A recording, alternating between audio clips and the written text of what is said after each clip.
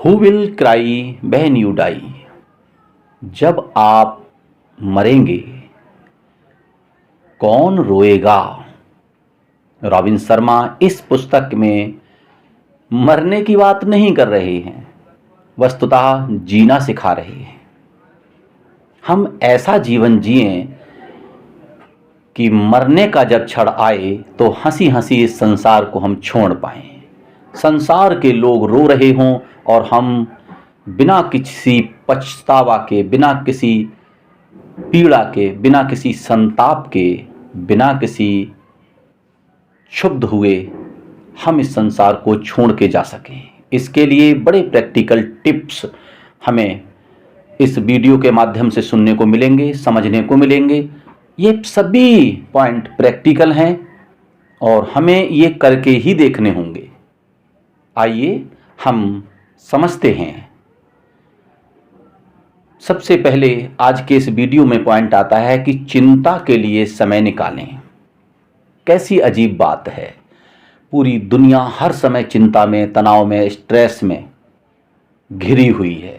सब तरफ चिंता है और चिंता इस संसार के प्राणियों को जला रही है। जी हाँ, चिता मरे हुए को जलाती है, चिंता तो जिंदा को ही जलाती है।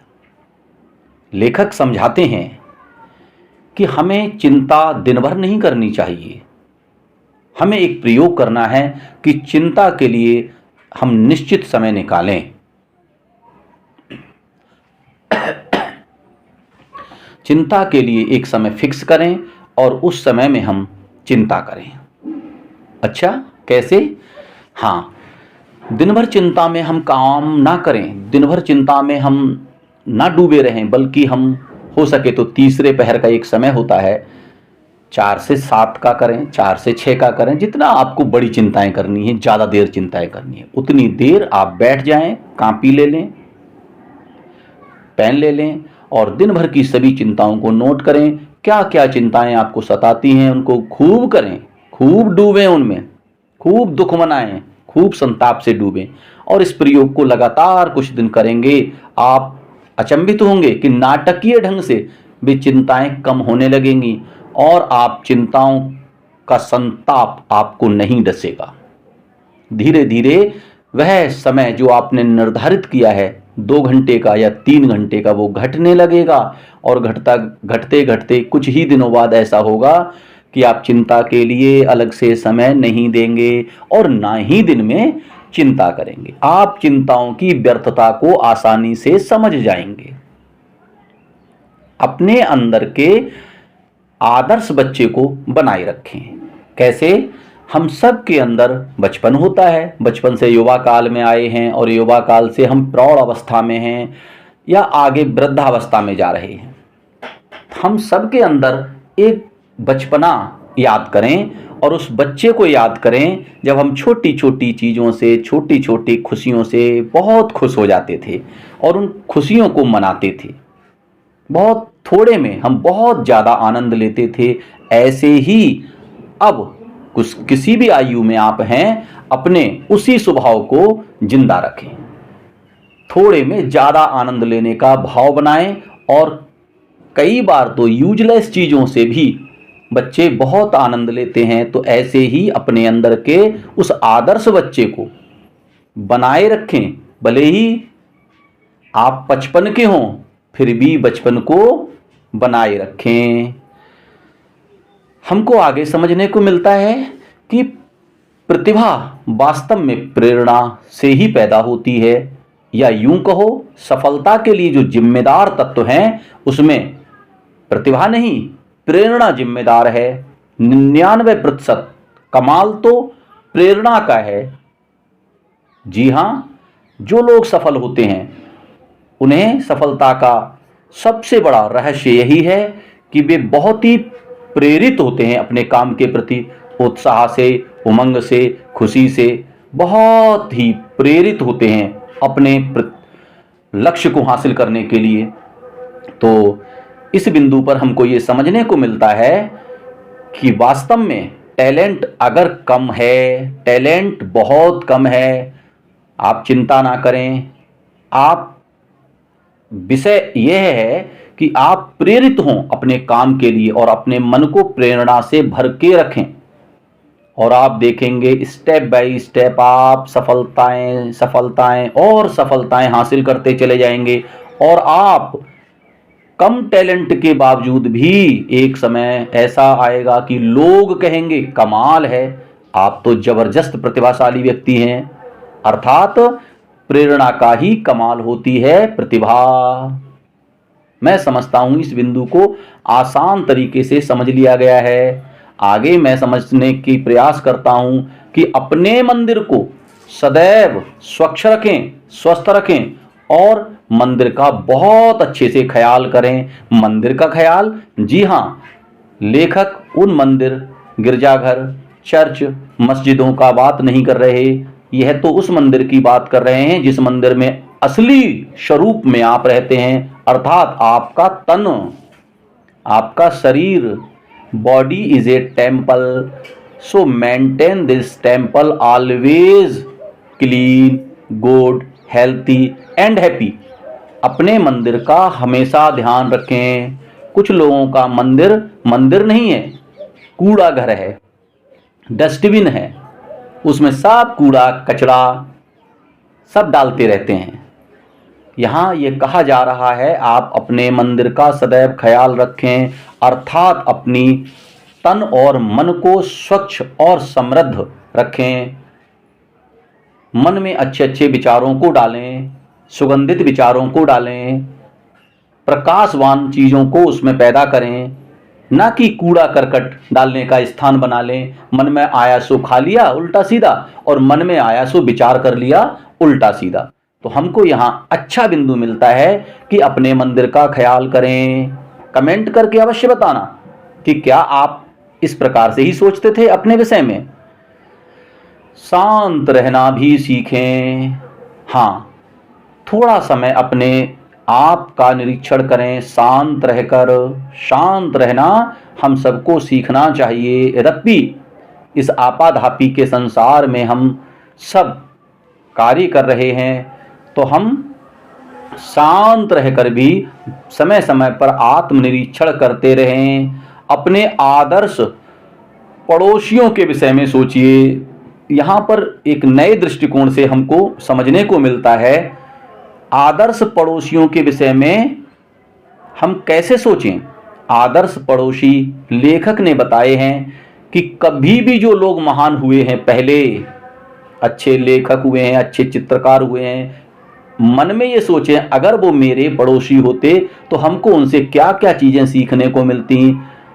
आप हैरान होंगे कि कोई भी मनुष्य कभी भी रहा इस धरती पर, अगर उसके हमको सद्गुणों का पता चलता है और हम भी ग्राही प्रवृत्ति के हैं, हम अगर उन गुणों को सीखने के लिए उत्सुक हैं, तो हम किसी भी काल में हुए महान पुरुषों के महान विचारों को अपने जीवन में उतार सकते हैं। ऐसे ही यहाँ पर हमको समझने को मिलता है अगर वो हमारे पड़ोस में रह रहे होते तो हम उनसे क्या क्या सीख लेते महान लोगों के विषय में। सुबह जल्दी उठें, ये बहुत ही नेक सलाह है। यह लेखक क्लब 5 AM के लेखक हैं, जिसमें 5 बजे उठने के जादुई फायदे बताए गए हैं। जो लोग सुबह जल्दी उठते हैं उनका दिन दूसरे लोगों से बड़ा होता है, उनका दिन दूसरे लोगों से खुशहाल होता है, उनका दिन दूसरे लोगों से ज़्यादा शानदार तरीके से बनता है और उनके जीवन में कम परेशानियां और ज़्यादा आनंद आते हैं। सुबह जल्दी उठने के लिए तो आपके हमारे सभी के परिवारों में समझाया जाता है। लेखक यहाँ बता रहे हैं इसको आप अपनी एक परमानेंट हैबिट बनाएं और इसे जल्दी जागने के लिए आप अपने उपाय करें। अपनी परेशानियों को आशीर्वाद समझें। थोड़ा सा टफ है, थोड़ा सा विपरीत है सोचने में। परेशानियों को आशीर्वाद कैसे समझें, यह समझ लीजिए। दुनिया में जितने भी महापुरुष हुए हैं, जितने भी महान लोग हुए हैं, उन सब के जीवन में परेशानियां आई हैं और परेशानियों ने ही उनको महानता के परिणाम दिए हैं। ऐसे उदाहरणों के साथ यहाँ हमको समझने को मिलता है कि आपके जीवन में अगर परेशानी आती है तो आप परेशान ना हो, बल्कि यह समझें कि हमारी ये परीक्षा हो रही है, यह ईश्वर का आशीर्वाद है, ईश्वर का हमारे ऊपर एक प्रेम है, वह हमारे व्यक्तित्व का परीक्षण करना चाहते हैं। तो मुझे हर हाल में इन प्रॉब्लम्स को ओवरकम करके दिखाना है।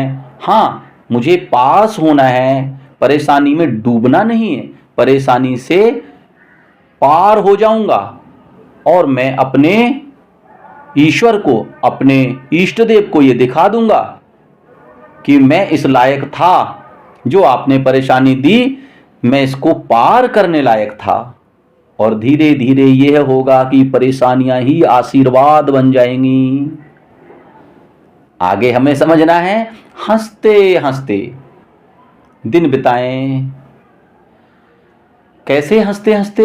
हाँ, जितना अधिकतम हो सके बहुत आयत में हंसें, कोई बहाना ढूंढें, चुटकुला सुने, चुटकुला सुनाएं, है ना, या कोई किसी भी विषय पर बहुत गंभीर नहीं होना है। जीवन बहुत गंभीरता से जीने के लिए नहीं मिला है। एक रिसर्च का यहाँ हवाला दिया जाता है जिसमें बताया गया है कि आप बचपन में कम से कम दिन में 300 बार मुस्कुराते थे या हंसते थे। बड़े होते होते यह स्थिति 15 वर्ष के बच्चों में आती है, दिन में 15 से 20 बार हंसने की। और बड़े होते हैं तो अब आप अपना निरीक्षण कीजिए, दिन में कितनी बार हंसते हैं, कितनी बार खिलखिला के हंसते हैं, खुल के हंसते हैं, और कितनी बार मुस्कुराते हैं। जो जितनी बार मुस्कुराता है, जो जितनी बार हंसता है, उसका जीवन उतना ही ज़्यादा अच्छा होता है, आदर्श जीवन होता है। वह क्रिएटिव चीज़ें सीख पाता है और क्रिएटिव चीज़ें इस संसार में रच देता है। सृजनात्मक जीवन उसका होता है। एक दिन बिना घड़ी के भी रहना सीखिए। कभी कभी बिना समय देखे आप रहिए, समय मत देखिए, आप जीवन को जिए, जीवन को जीते जाएं और देखें, बिना किसी जल्दबाजी के, बिना किसी आपाधापी के आप अपने जीवन को अनुभव करें। ज़्यादा जोखिम लेने की सलाह मिलती है हमको आगे। रिस्क लीजिए। जब रिस्क आप उठाएंगे तो कुछ महान बन जाएंगे। जिन लोगों ने अपने जीवन में रिस्क लिए हैं वही कुछ कर पाए हैं। बिना रिस्क के ये जीवन अधूरा है, अपूर्ण है और किसी काम का नहीं है। तो यहाँ ज़्यादा से ज़्यादा जीवन गहरे से जिएं। इसके लिए आप सदैव ध्यान देंगे कि अगर कोई रिस्क उठाना पड़े तो उठाइए, उसको उठाइए आप उसको। जब आप ज़्यादा जोखिम लेते हैं तो आप ज़्यादा गहरे से जीवन जीते हैं। इसी खंड में हमको ये सीखने को मिलता है कि आप अपनी प्राथमिकताओं का सदैव ध्यान रखिए।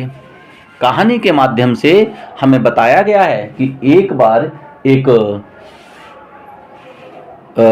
समुद्र में दिशा देने के लिए टापू पर रहने वाला एक बुजुर्ग वहाँ मशाल जलाता था रात्रि में, और मशाल जलाकर आने जाने वाले जहाज़ों को दिशा देता था, कहीं वो टापू से टकरा ना जाएं। समुद्री द्वीप था एक, उस पर मशाल जला के रात को वह दिशा देता था। उसी टापू पे थोड़े बहुत लोग और रहते थे। एक व्यक्ति एक दिन आया उसके पास और उसने अपनी मशाल जलाने के लिए उससे तेल मांग लिया। उसने दे दिया। तेल कम था लेकिन उसने फिर भी दे दिया, दयालु था। थोड़े अगले ही दिन उसके पास फिर एक दो लोग आते हैं और हवाला देते हैं कि हमारे घर में ऐसी समस्या है, और वह दया करता है और थोड़ा सा तेल उनको भी दे देता है। उसके पास यद्यपि बहुत कम तेल था और पूरे सप्ताह चलने के लिए पर्याप्त तेल नहीं था। अंततः सप्ताह के अंत में उसको तेल प्राप्त होता था दोबारा से, तो वह परेशान था कि मेरा तेल पूरे वीक नहीं चल पाएगा। फिर भी उसने तेल दे दिया और अंत में एक महिला आई। जिसने कहा कि मेरे घर में रोशनी बिल्कुल नहीं है और मेरे बच्चे खाना कैसे खाएंगे, तो प्लीज़ मुझे थोड़ा सा तेल दे दो। आखिर उस दिशा देने वाले बूढ़े व्यक्ति ने उसे तेल दे दिया और उस पर तेल धीरे धीरे खत्म हो गया। आखिर में ऐसा होता है कि एक रात्रि के लिए उस पर तेल रहता ही नहीं है शेष। उस रात्रि मसाल नहीं जलती है और मसाल नहीं जलने के कारण उस द्वीप से कई जहाज टकराते हैं। आने जाने वाले कई जहाज़ों में जब टूट फूट हो जाती है और कई लोग मारे जाते हैं, उस बुढ़े व्यक्ति को बहुत अफसोस और दुख होता है। वही बुढ़ा व्यक्ति उस बात का दोषी माना जाता है कि तुमने मसाल आखिर जलाई क्यों नहीं। उसने दया कर दी। यहाँ पर हमको समझाया जाता है कि दया जरूरी है या प्राथमिकता जरूरी है। हम कई बार प्राथमिकताएं भूल जाते हैं। आप क्या समझते हैं? कमेंट करके अवश्य बताना कि उसकी जो दया का भाव था वो सही था या गलत था। आप अवश्य बताना। तो प्राथमिकताओं को ना भूलें और जीवन को जिएं, जीवन को जीना सीखें। जीवन का जीना यही है कि हम प्राथमिकताओं का क्रम बनाएं और उनके अनुसार अपने जीवन को पूर्ण तरीके से जिएं। अपने धन को आशीर्वाद दीजिए। बहुत ही शानदार एक विधि मिलेगी, प्रैक्टिकल मेथड है, इसे आप आजमाएं।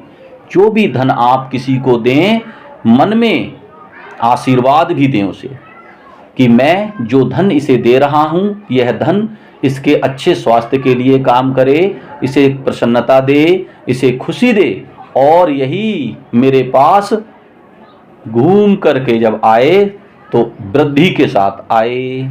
ऐसा आप मानसिक आशीर्वाद देकर ही किसी को धन दीजिए, खुशी खुशी। अक्सर लोग धन देते समय मन खराब कर जाते हैं, खराब मन से दूसरों को धन देते हैं। आप अच्छे मन से धन को दीजिए, आशीर्वाद के साथ धन को दीजिए। जिसे आप धन दे रहे हैं उस धन में आशीर्वाद का भी तड़का लगाइए। मानसिक आशीर्वाद, आशीर्वाद ऐसे ही दे सकते हैं कि मैं इस व्यक्ति को, अमुक व्यक्ति को धन दे रहा हूं और यह धन इसके बहुत काम आए, बहुत अच्छे से इसकी सेवा करे।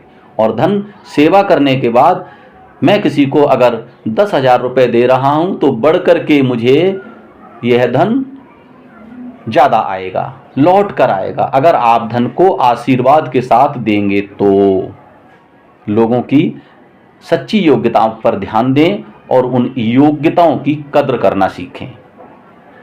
जैसी अच्छी अच्छी योग्यताओं को आप ध्यान से समझें और उनकी कद्र भी करें। धन्यवाद कहिए और लिखिए।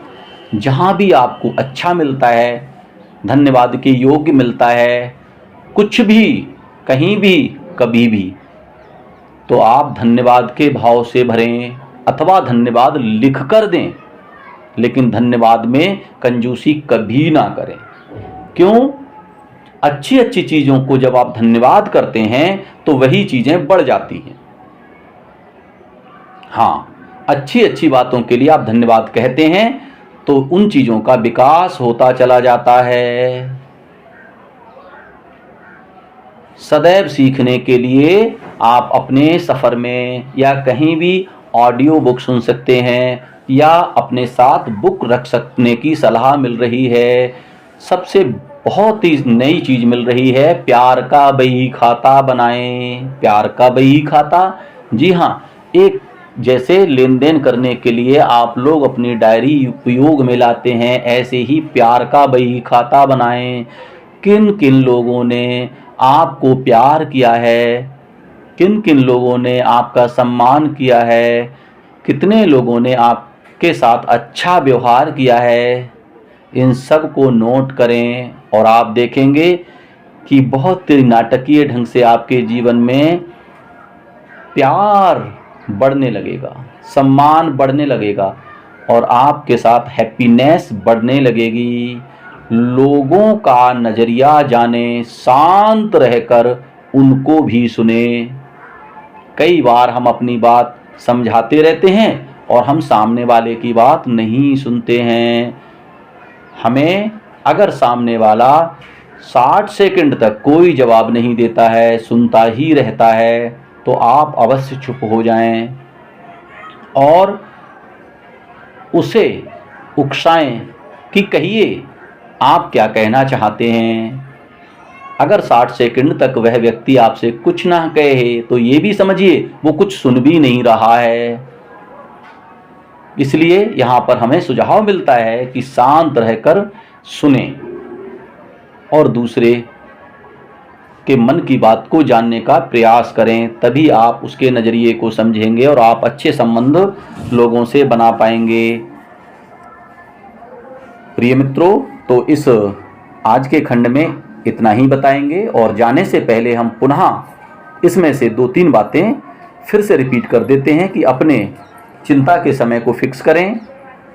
प्रतिभा हो या ना हो, लेकिन प्रेरणा आवश्यक है कुछ करने की, कमाल हो जाएगा।